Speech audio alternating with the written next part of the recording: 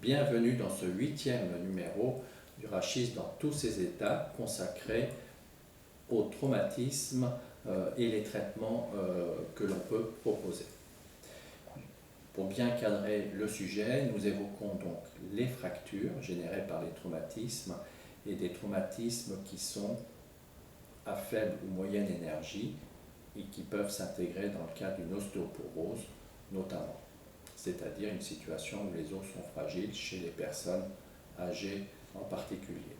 Je vais évoquer dans cette courte présentation les moyens anciens, conservateurs, puis dans une deuxième phase les moyens plus récents, interventionnels, c'est-à-dire les moyens chirurgicaux. En ce qui concerne les moyens initiaux qui étaient utilisés, dits conservateurs, fonctionnels, ce sont les moyens développés notamment par Böhler entre les deux guerres et qui associaient une contention par la mise en place d'un corset suivi effectivement d'une rééducation. Ces techniques étaient longues, nécessitaient en cours de rééducation de faire des réfections de corsets qui à l'époque étaient plâtrés et actuellement la technique est remplacée par la réalisation de corsets en polyéthylène que l'on ne refait pas mais implique effectivement de toute façon une durée longue de traitement puisque la fracture ne se réparera que grâce à la réparation osseuse endogène et mettra la plupart du temps plusieurs mois à se consolider ainsi. Il s'agit d'une technique, comme je disais, ancienne, qui est à reléguer aux techniques historiques et ce n'est pas une technique à proposer aujourd'hui en première intention en 2025. Il faut plutôt privilégier les techniques interventionnelles qui vont permettre une réhabilitation rapide. Les moyens interventionnels chirurgicaux sont des moyens qui sont pratiqués aujourd'hui depuis près de 30 ans et qui se sont développés après l'apparition des implants. Le ciment est considéré comme un implant et initialement on réalisait des cimentoplasties, c'est-à-dire que l'on injectait du ciment comme une colle pour réparer une fracture de vertèbre. Puis est apparu des implants permettant de corriger la déformation de la vertèbre, la déformation étant le tassement, l'enfoncement de la vertèbre.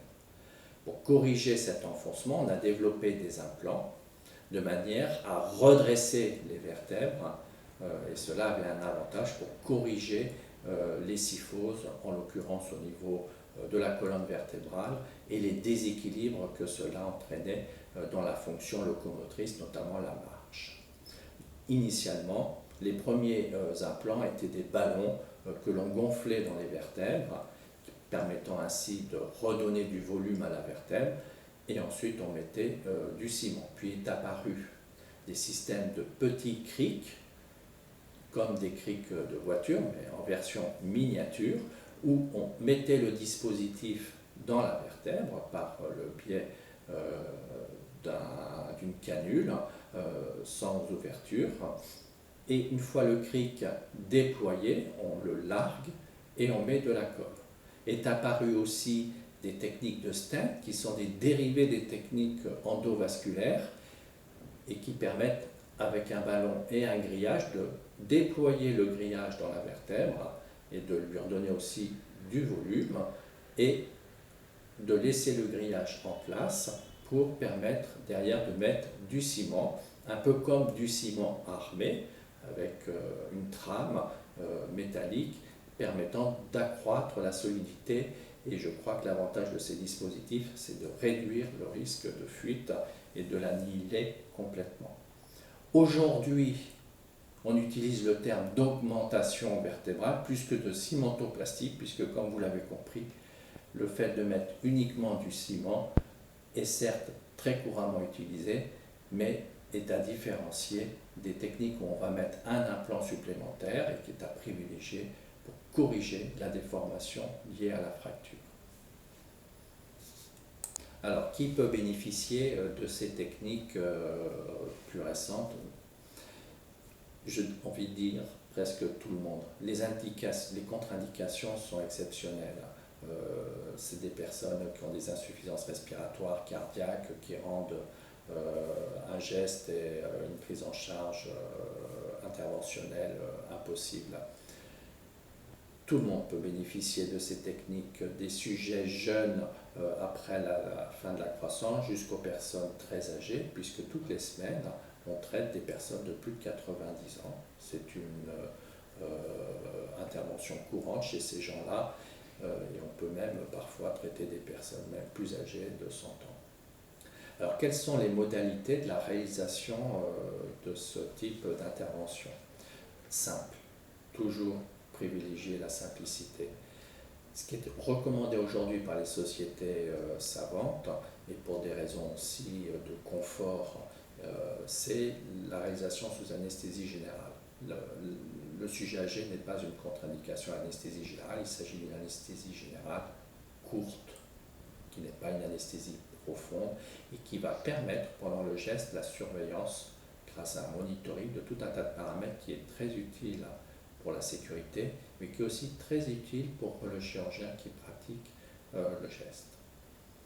C'est une intervention qui implique forcément une antibioprophylaxie, puisque je rappelle, on met en place un implant, soit effectivement du ciment seul, comme on le faisait initialement, soit on met effectivement un implant qui va permettre de corriger la déformation, comme je l'ai déjà évoqué, et à ce moment-là, on complétera par la mise en place de ciment pour sceller l'ensemble.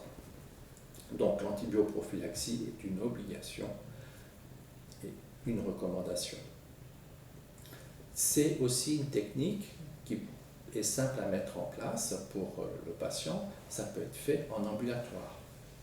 Le patient rentre le matin, il ressort l'après-midi. Pourquoi c'est possible? Parce que simplement, une fois réalisé, le ciment durcit tout de suite, la vertèbre est réparée, on n'a pas besoin d'avoir un corset, pas besoin de prendre des précautions particulières, ça tient tout de suite, on peut se lever, marcher, rentrer chez soi.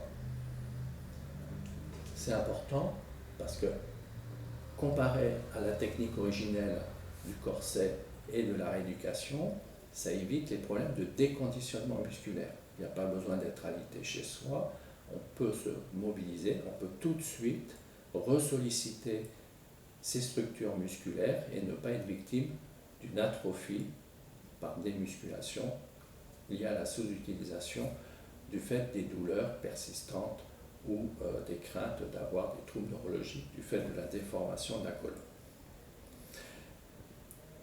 Il est clair, et il en ressort, que la réalisation de ces techniques interventionnelles, chirurgicales, mini-invasives parce qu'elles ne impliquent pas d'ouverture directe comme la chirurgie classique, sont les techniques aujourd'hui à privilégier dans ces fractures induites par ces traumatismes.